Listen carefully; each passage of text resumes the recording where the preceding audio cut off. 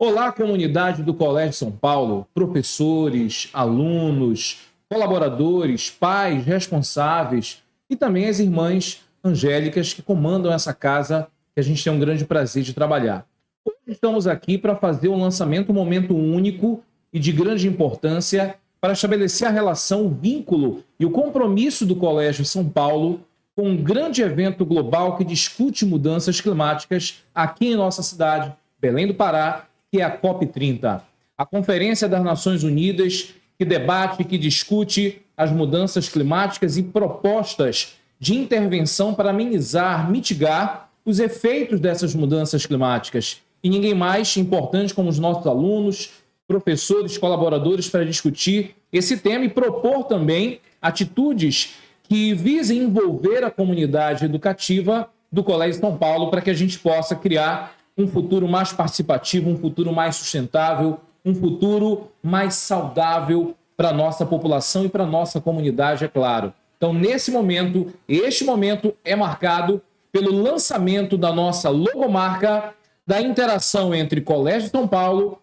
e COP30, com uma série de atitudes, uma série de programações que vão ao encontro desse evento global que trabalha com a temática das mudanças climáticas. Tema este tão importante que deve ser discutido e debatido por toda a sociedade. Então você já sabe, quer informação, quer conhecimento, vem aqui com a gente para o Colégio São Paulo. Se você ainda não é membro dessa equipe, se você ainda não é membro dessa comunidade, já sabe, em 2025 as portas estarão abertas. Venha ser também um membro do Colégio São Paulo. E está começando o nosso podcast para falar sobre bônus demográfico e a relação com questões ambientais também, que são discutidos também pela COP30. Então não perca, fica ligado aí, curte, compartilha, segue os nossos canais nas redes sociais e vem agora para navegar nessa onda de conhecimentos sobre demografia e meio ambiente. Vem com a gente!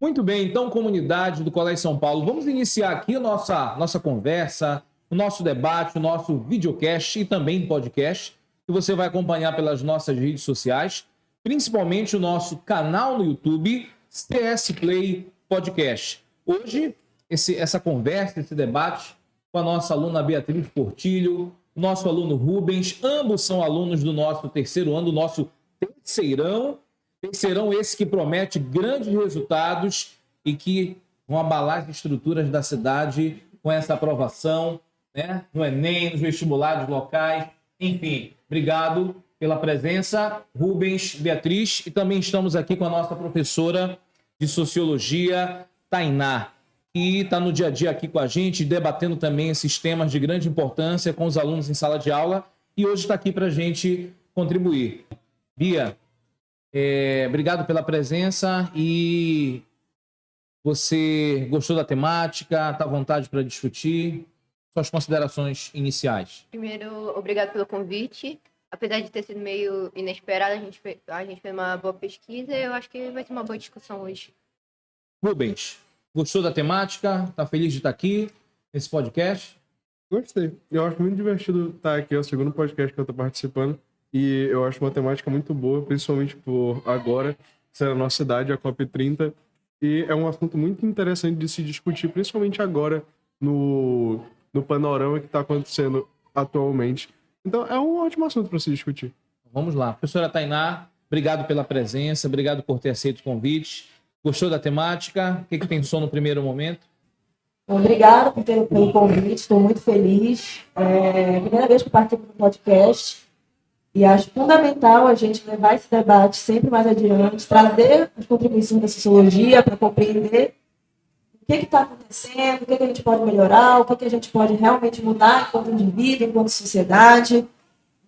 Para tentar resolver o problema, a gente precisa entender o problema, né? Então, esse debate aqui é extremamente fundamental para que saia da escola, para que saia também dos ambientes governamentais e que se dê, de fato, na sociedade como um todo, né? E para quem está curioso, que está assistindo a gente aí nos nossos canais, canal do YouTube, principalmente o canal do Colégio São Paulo no YouTube, CS Play, você vai acompanhar a discussão desse tema aqui, os comentários que já aconteceram, né? Então, tá curioso para saber que tema que a gente vai discutir.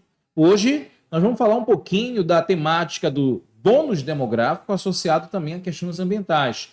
Já que estamos aqui com a camisa, com a logomarca sendo lançada da relação, né, dessa associação entre o Colégio São Paulo e a COP30, vamos discutir a temática da população, da demografia relacionada ao meio ambiente. O fim do bônus demográfico no Brasil e seus efeitos, e também a relação da população com o meio ambiente e as implicações que isso pode ter, por exemplo, no nosso dia a dia, na nossa qualidade de vida, nos efeitos que isso vai provocar. Por exemplo, um ponto muito importante que a gente precisa destacar nessa relação entre população e meio ambiente é a teoria ecomalthusiana, que ganhou força na década de 60, onde, baseado na ideia do Malthus, controle de natalidade, onde se afirmava que uma população numerosa gerava efeitos mais catastróficos porque consumia uma maior quantidade de recursos naturais, os ecomalthusianos afirmavam naquele contexto que países que cresciam mais aceleradamente, tinham uma população muito numerosa, consumiam mais recursos naturais. E ao consumir mais recursos naturais, esses países acabavam gerando mais impactos ambientais. A grande questão é que eles consomem mais, eles se desenvolvem mais, eles se industrializam mais, porém as consequências disso são sentidas por todos. O privilégio de consumir, de se desenvolver, acaba sendo restrito apenas para alguns. Mas os efeitos, que são os impactos ambientais, todos sentem, como esse que a gente está assistindo agora, né, em pleno mês de maio de 2024, que é onde nós estamos, essas imagens catastróficas que a gente assiste no Rio Grande do Sul, de grandes enchentes, né, levando à perda de vidas, à perda de bens materiais. Enfim, existe então sim uma relação entre população e meio ambiente. Bia, eu queria escutar você. Qual é o teu ponto de vista, a tua visão que você tem dessa relação entre população e meio ambiente? É muito interessante o senhor ter citado o Malthus, porque também tem vários outros pensadores que entram na mesma discussão, só que com pensamentos diferentes, como Adam Smith e outros pensadores iluministas, que eles... Só que a diferença é que eles favoreciam um grande crescimento populacional porque eles, teoricamente, ele faria a manutenção do mercado por meio de mão de trabalho, sem pensar nessas consequências para o próprio trabalhador, quanto para futuramente com esse grande desenvolvimento desenfreado da industrialização.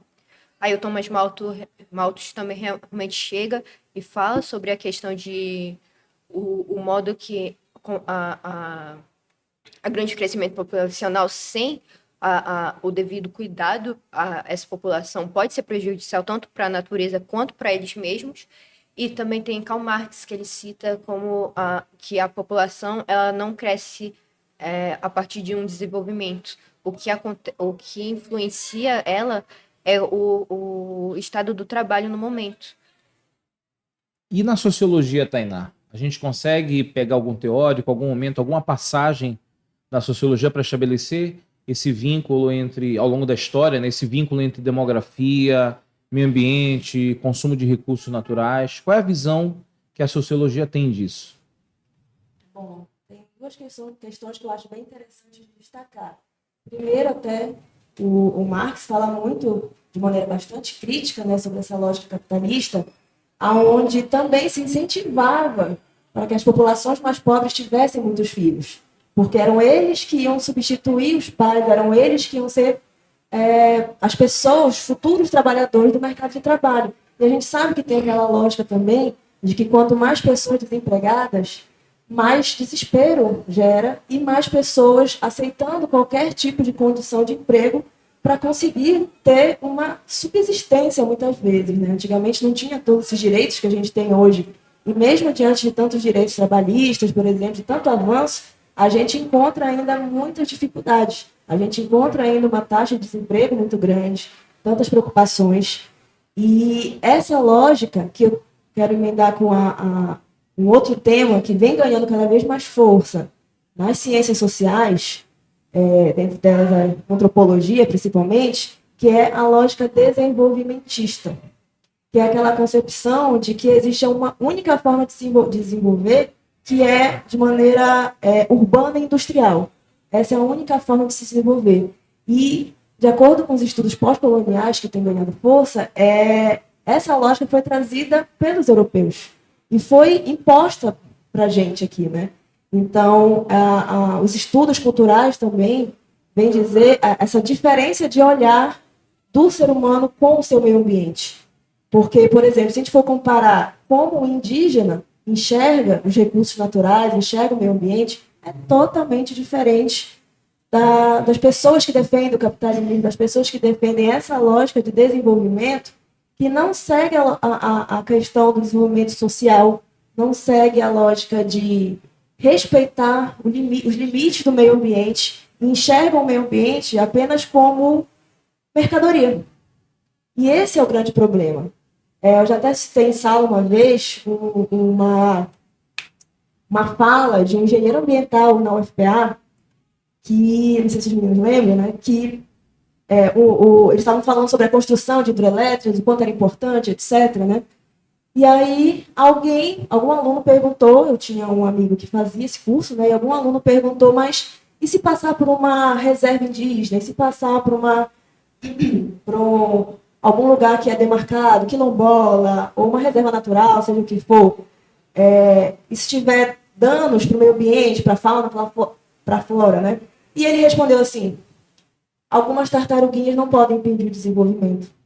Então, essa é a lógica desenvolvimentista que leva a gente a avançar a tecnologia, mas retroceder em várias outras questões. Até porque se a gente for levar em consideração só esse ponto de vista da lógica do desenvolvimento, eu vou dizer que o ribeirinho aqui na Amazônia é pobre, né? E aí eu acabo confundindo desenvolvimento com modo de vida. É um modo de vida, né? Então não posso dizer que o ribeirinho é pobre que tem um rio como à frente da sua casa, né? Enquanto que quem mora aqui do lado urbano, o rio é o quintal, é onde eu deposito lixo, onde eu jogo lixo.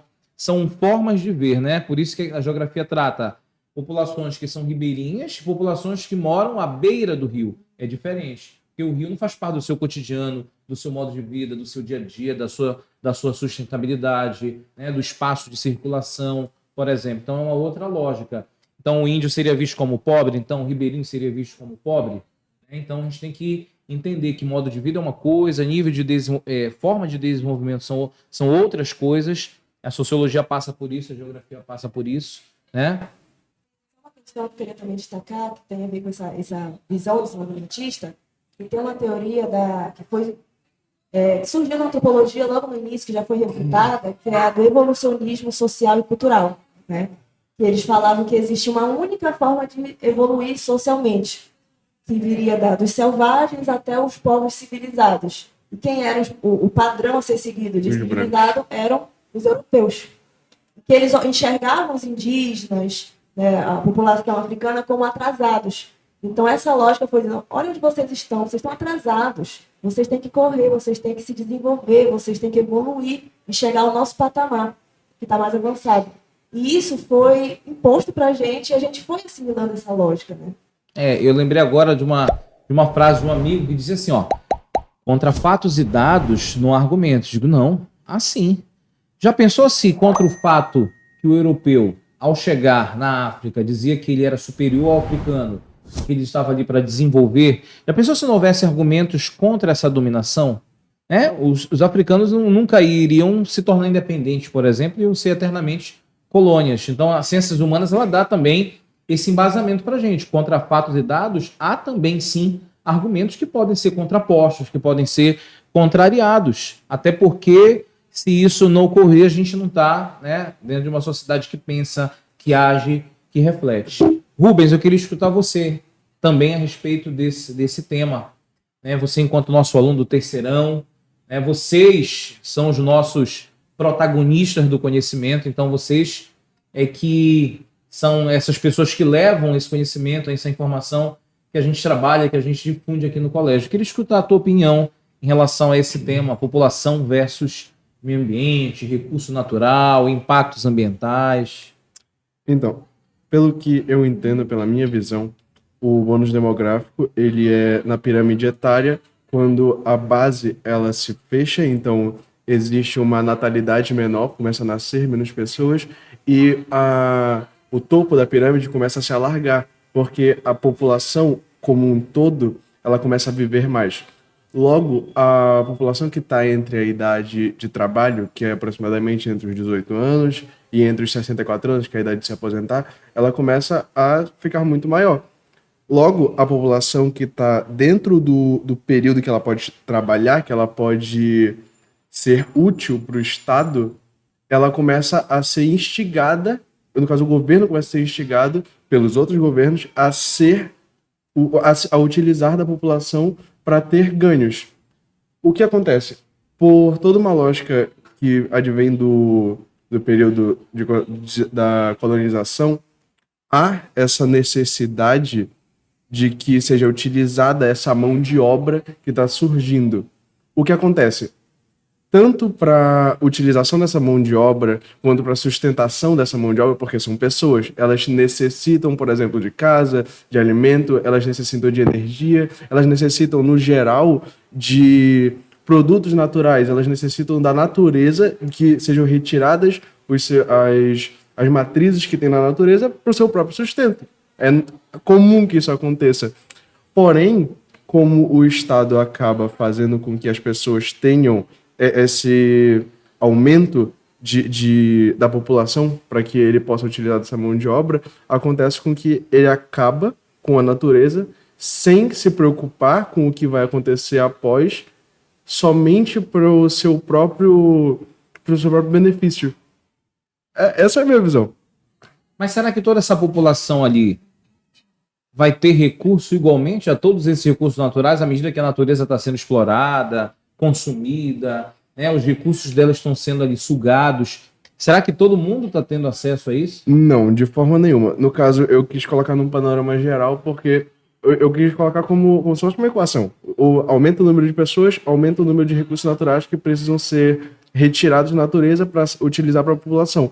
Mas colocando no âmbito social de como esse produto, como essa fonte está sendo distribuída diante da população, é completamente desfavorecida certas partes para favorecer uma parte muito pequena, e que essa segregação de pessoas em que a maior parte que normalmente não tem escolaridade suficiente para ser, por exemplo, ter um emprego que venha a ter um rendimento muito alto para ela, não só muito alto, na verdade, o suficiente para ela se sustentar. Essa parte da população que não tem essa escolaridade é muito grande. A maior parte do país é analfabeta ou semi-analfabeta ou analfabeto funcional, enquanto uma pequena parte tem a sorte de poder nascer, como dizem, em berço de ouro, e poderem ter a utilização da maior parte desses bens. Por isso que lá atrás, quando a gente fala do Malthus, né, como a Bia também complementou, Malthus, a gente, quando conclui a teoria dele, a gente diz o quê? Malthus estava certo ou estava errado? Estava errado, né? Porque não é o quantitativo populacional que vai definir, por exemplo, o maior ou menor grau de consumo dos recursos.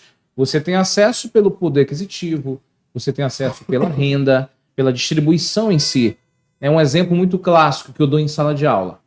Tem alguém que ainda não jantou hoje na periferia de Belém e que não vai jantar. Tem alguém.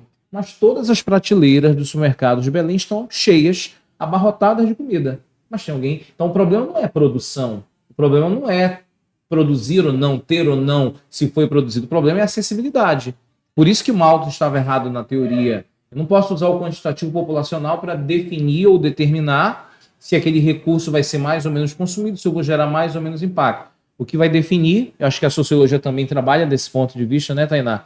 O que vai definir é a questão da acessibilidade. A acessibilidade se dá pela renda. Tem algum teórico que discute essa questão da renda, da acessibilidade a bens, acessibilidade aos recursos? Tem vários, mas eu acho que não tem como não falar de Marx sempre, né? Porque foi o principal crítico do capitalismo e da desigualdade social. Essa questão, por exemplo, do consumo, quanto mais dinheiro você tem, mais consumo você vai ter também, né? Então, o acesso ao recurso é restrito. Tem a questão, por exemplo, da exportação. Às vezes a gente exporta tanta comida e não tem comida aqui para as pessoas, né? Então, o Marx ele vai sempre pontuar essa desigualdade como sendo fruto do capitalismo. A visão que eu tinha falado antes também vem disso. O Rubens falou também, essa questão da educação é fundamental. porque por mais que não, a população mais pobre possa não desgastar tanto a natureza, vamos assim dizer, extraindo recursos, mas tem também a poluição. A poluição das indústrias nem se fala. Mas a educação cotidiana também, em Belém, por exemplo, a gente vê que, infelizmente, existe péssima educação ambiental na nossa cidade. Isso se dá também à falta de informação das pessoas, de acesso à informação. Nem todo mundo tem também acesso à informação, né? Inclusive ambiental.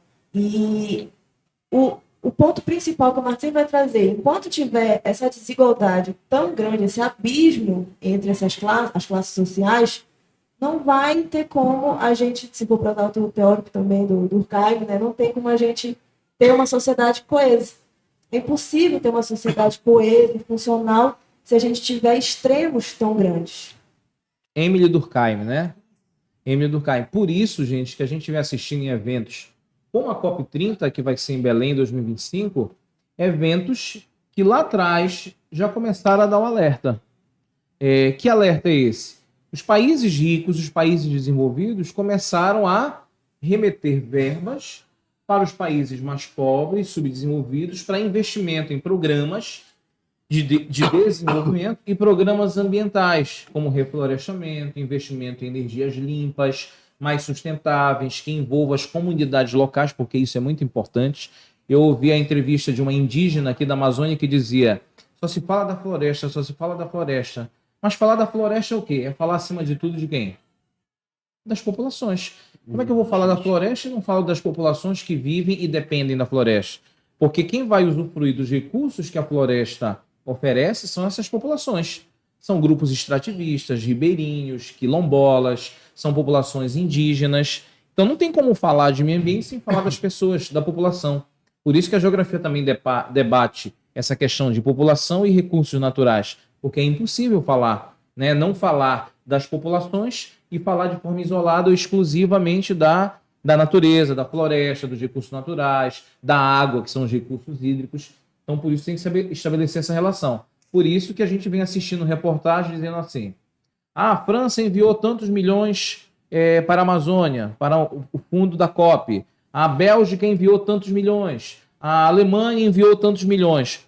Isso já vem acontecendo há algum tempo. Desde as primeiras conferências sobre meio ambiente, a exemplo da COP30, as grandes nações desenvolvidas já vêm transferindo recursos financeiros para os países mais pobres. Nesse caso agora da COP30, por ser no Brasil, por ser em Belém, investimentos para cá, para a nossa região, para que também se crie uma base, uma estrutura melhor para a realização do evento, né? Mas onde é que entra então aí o bônus demográfico, que a gente se propôs, né, a conversar, a discutir também? O fim do bônus. Diga, Bia. Eu queria fazer um comentário, porque sobre.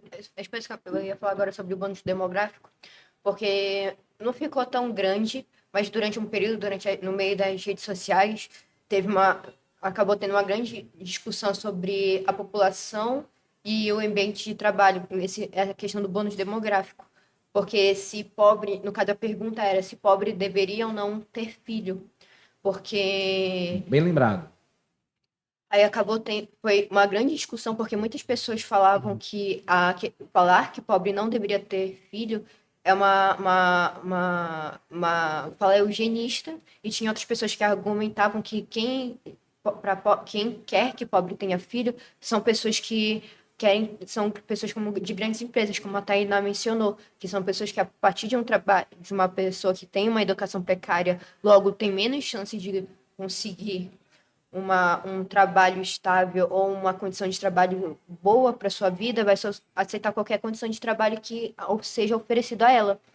Então, a questão do bônus demográfico, eu acho que não é uma questão muito quantitativa, mas sim qualitativa, porque atualmente a gente tem milhares de pessoas desempregadas, pelo menos alguém conhece algum desempregado que pode ter estudado a vida inteira, gente que atualmente faz trabalho, por exemplo, trabalha como trabalho precarizado, sendo que é formado em não sei quantas faculdades, que ganha muito pouco, mesmo merecendo ganhar muito. Então é uma questão muito mais de qualidade mesmo, tanto de educação quanto de disponibilidade para essas pessoas do que quantidade. Muito bem. E vamos estabelecer então essa relação. O que é o bônus? Quem gostaria de falar? Rubens ou Ô Beatriz, o que seria o bônus? Você falou ainda agora do estreitamento da base, né? Seria um reflexo desse fim do bônus demográfico, mas vamos tentar resgatar lá do iniciozinho, quando é que começa esse bônus demográfico, e depois a gente pode falar do final do bônus e os reflexos disso, as consequências. Quem gostaria de falar, Bia ou Rubens? No caso, é para eu dizer novamente o que é o bônus Não, demográfico do início, o início. Quando é que começa esse bônus no demográfico? Brasil? Isso.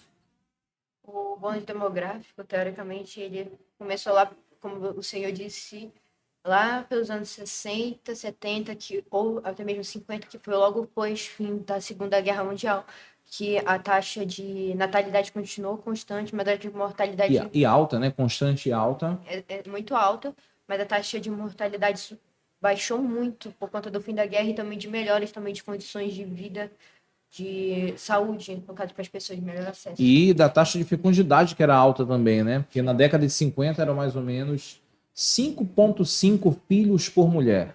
5,5 filhos por mulher na década de 50. Nós tivemos uma questão no Enem, que ano passado trouxe uma questão sobre fecundidade, que trouxe um gráfico atualizado. Hoje, a taxa de fecundidade, que é o número de filhos por mulher, está em 1,3.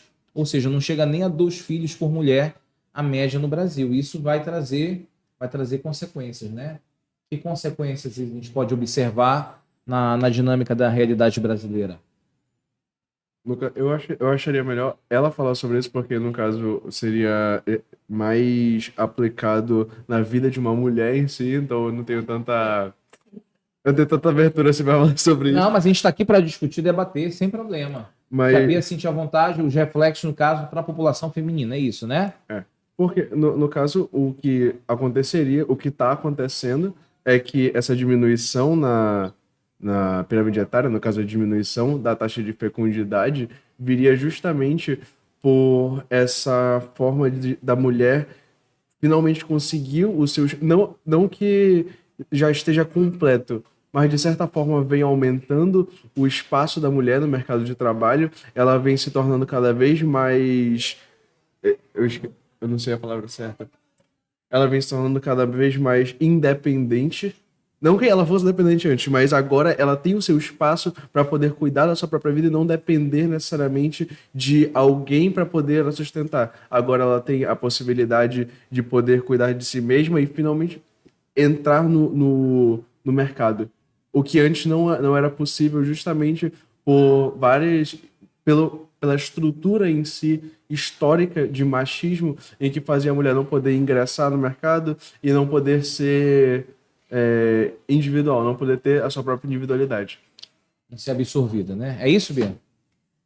Concordo, e também, sem contar também que tem muita a questão... Bia, só fale aqui, tá?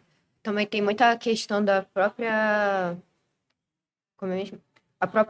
O próprio, como eu já tinha falado antes, a dificuldade que atualmente se tem de conseguir um trabalho e de conseguir garantir a qualidade de vida, porque muitas pessoas conseguem, por exemplo, minha mãe mesmo, ela luta muito para conseguir garantir uma qualidade de vida para ela mesma, quanto mais para a gente. Então, muitas questões sociais que atualmente são inseridas que impedem essa criação de um filho, e também tem a questão que atualmente é mais, de certa forma, normalizado. Não tanto que ainda eu conheço muitas amigas minhas pretendem no futuro, quando ficarem mais velhas, terem filhos, mas que atualmente não pretendem porque não é algo que elas se identificam. Antes, culturalmente, era inserido para a mulher que, para ser uma pessoa completa, ela teria que ter um filho, ela teria que ter uma família, ela teria que se casar. Só que a partir de um certo tempo, esse pensamento foi meio que se dissipando. Então, a partir do momento que o filho também se torna uma escolha, meio que acaba se perdendo essa necessidade. Eu já ia te chamar, Tainá. Muito bem. Meninos falaram também, né? É interessante toda essa discussão porque tem muitos fatores que levam a esses questionamentos, porque a vida ficou cada vez mais cara também, né? E, felizmente, de certa forma, há um planejamento familiar que foi começado a se investir nas pessoas, nas mulheres, como a Bia falou, né? As mulheres, elas não tinham mais apenas a função de cuidar da casa e ter filhos, apesar de que hoje ainda existe uma pressão social em relação às mulheres, em relação a isso, né? Mas hoje em dia as mulheres buscam mais ainda essa independência. Há muitas que têm filhos porque talvez não seja nem sonho, mas que seja algo que realmente queira. E eu vi uma reportagem dizendo que hoje em dia as pessoas, tanto homens quanto mulheres, não é mais aquela ideia de fazer filho, ter família. Não, é qualidade. As pessoas cada vez mais estão planejando, estão se preparando para ter uma criança, porque, convenhamos, não é nada barato ter uma criança, principalmente você dar uma vida minimamente de qualidade. Mas eu fiquei bastante curiosa com a questão da pergunta que fizeram, né? Pobres deveriam ter menos filhos? Na verdade, a questão principal, e é um fato, né? A população mais pobre é a que tem mais filhos, em geral, a maior parte é a que tem mais filhos, mas isso se dá não porque simplesmente eles querem ter muitos filhos, mas é por causa da questão da problemas da educação. Acessibilidade à informação. Acessibilidade à informação, a métodos contraceptivos. Tem várias questões que também, infelizmente, ainda tem essa leve questão do machismo, onde muitos homens acabam impondo às mulheres essa condição de ainda ter muitos filhos.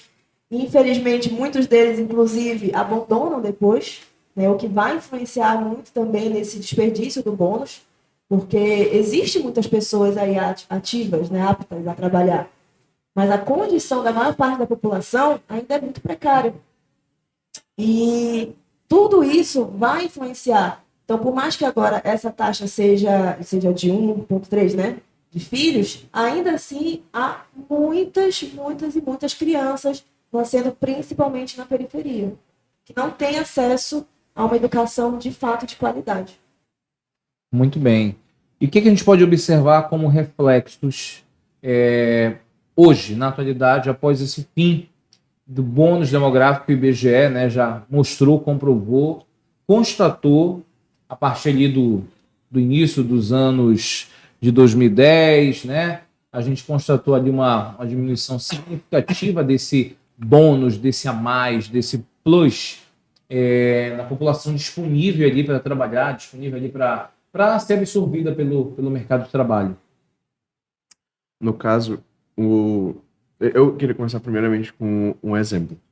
Depois da Segunda Guerra, não sei se foi, eu esqueci se foi da Segunda ou da Primeira Guerra Mundial que o Japão foi atacado. Foi da Segunda Guerra. Após o término da Segunda Guerra Mundial, o Japão foi gravemente atacado, né? E ele foi destruído. E houve o reerguimento dele, e o Japão teve um bônus demográfico. Não só o Japão em si, mas a maior parte uma grande parte dos países da Ásia, tanto a China quanto o Japão, Os tigres asiáticos, né? Pois então, eles tiveram um bônus demográfico, e eles foram os países na história que melhor aproveitaram o bônus demográfico. Eles investiram extremamente em educação e hoje em dia conseguiram crescer de uma forma absurda. O que acontece? Aqui no Brasil, nos anos de 50 a 70, começou a haver o bônus demográfico por conta da melhora da qualidade de vida, e esse bônus começou a se estagnar, ou seja, parou de ter esse crescimento absurdo ali pelos anos de 2010. Isso não significa que acabou as pessoas que estão na faixa etária da idade de trabalho. Porém, obviamente são pessoas, então elas vão envelhecer com o tempo. Se o Brasil não utilizar corretamente das pessoas, dessa mão de obra, as pessoas vão envelhecer e de pouco a pouco vão começar a se aposentar. A gente acaba perdendo essa mão de obra. esse bônus, né? Sim. Ou seja, a forma de usar corretamente, na sua opinião, seria investir bastante em educação para eles serem qualificados e aí, portanto, terem oportunidade de serem absorvidos pelo mercado, né? Exatamente. No caso, o que eu queria pegar da professora que ela havia falado, que a questão dos pobres terem ou não filho, essa não é a questão principal. A questão principal é por que há pobres. Os pobres estão aqui pela falta de distribuição da renda, pela falta de distribuição do dinheiro do Estado na questão, por exemplo, da educação, da qualidade de vida. As pessoas... Políticas públicas, né? Sim, das políticas públicas, elas não são bem aplicadas e as pessoas sofrem com isso. Não é a questão de se as pessoas devem ou não ter filhos, é a questão de se esses filhos têm ou não têm uma forma de conseguirem ser colocados em escolas boas, em escolas públicas que vão ter políticas públicas aplicadas e que vão ter uma educação de qualidade para ele se tornar uma pessoa que tenha força de trabalho no futuro, que tenha um desenvolvimento bom para poder ter uma utilização decente do Estado. Então, o bônus demográfico, eu não sei se é do IBGE, mas tem uma pesquisa que diz que a partir aproximadamente de 2030, 2040, essas pessoas vão começar a envelhecer. Então, vai haver uma inversão na pirâmide etária, porque as pessoas de idade acima de 60 anos vão começar a aumentar, enquanto vai haver o estreitamento das pessoas em idade de trabalho. E o Brasil vai perder a oportunidade que tem de investir em educação e sair da posição de país emergente. É uma perspectiva do IBGE. Esse dado que você falou é uma projeção.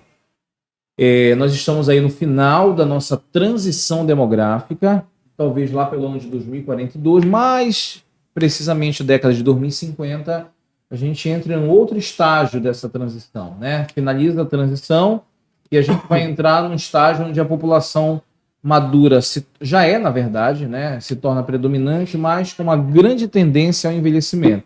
Agora, no censo de 2022, que saiu, né, claramente a gente vê na pirâmide etária de 2022 que o Brasil é um país de população madura, de população predominantemente adulta, e a faixa etária que predomina é a faixa etária de 35 anos, é a que predomina no Brasil atualmente. Então, predominantemente maduro, o Brasil segundo o censo de 2022. Tem uma questão que eu refleti bastante, acho que vocês vão lembrar também. Eu vi uma frase de uma reportagem, não lembro agora de quem foi, que falou: para a gente poder aproveitar o bônus demográfico, a gente teria que ter solidez econômica, política, educacional, científica. E a gente vive no que o sociólogo contemporâneo Bauman fala, uma modernidade líquida. A gente precisa de solidez. E o que a gente tem é totalmente o oposto. A gente vive um cenário completo de instabilidade muito grande, principalmente para a população média para baixo, né, que é a grande maior parte da população do Brasil. E, infelizmente, tem mão de obra, tem pessoas, tem muitas, né, porém, e as oportunidades? E a qualificação? Como que a gente consegue trazer essas pessoas para o mercado de trabalho, principalmente formal, se existem tantas pessoas que, inclusive, precisam sair da escola? Tem uma evasão escolar na escola pública, né, muito grande, muito grande. Então, são pessoas que muitas vezes, são adolescentes, muitas vezes precisam sair para poder ajudar com a renda em casa, né, e vão para o trabalho informal, vão trabalhar, infelizmente, na rua, muitas vezes, né? Então, a gente está perdendo toda essa potencialidade que o Brasil tem. Então é isso, né, gente?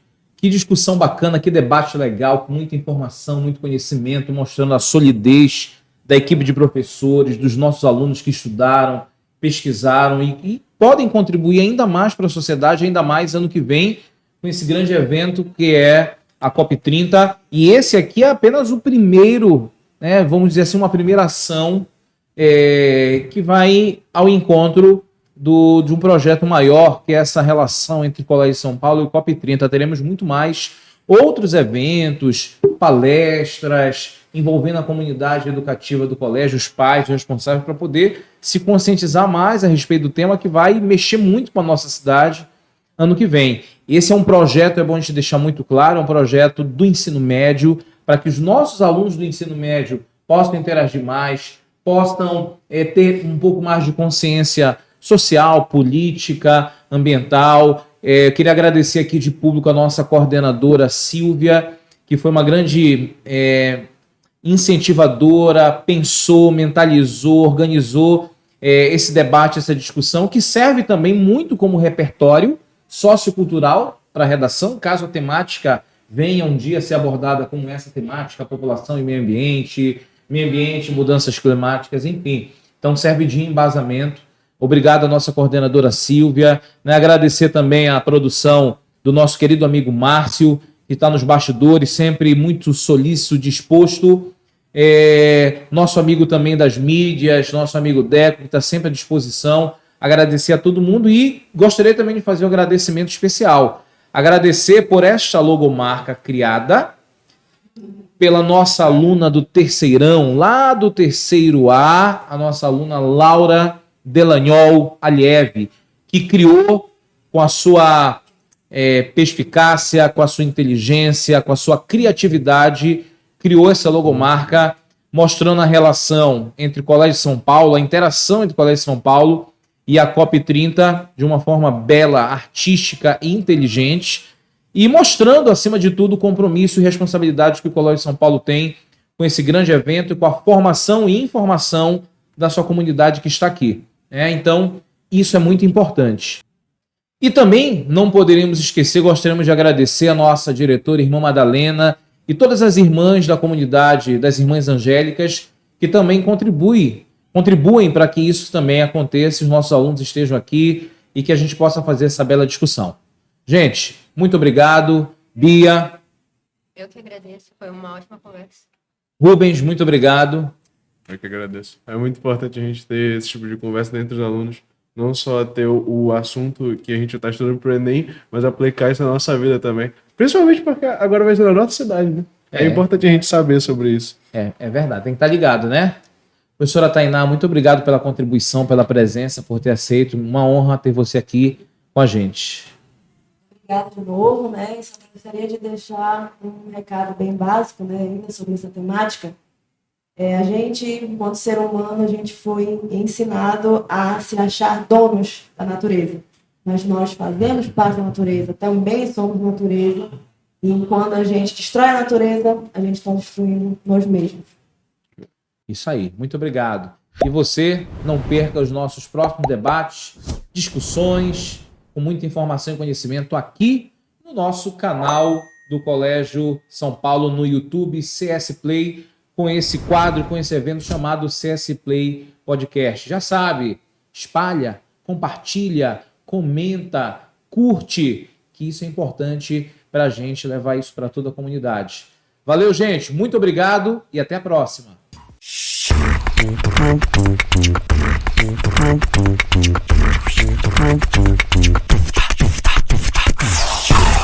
Em nosso canal, você irá encontrar os mais diversos temas. E o que é bom, produzido pelos nossos alunos, professores e colaboradores. É um prazer tê-lo por aqui. Explore à vontade. Teremos sempre novos episódios para você. Até mais!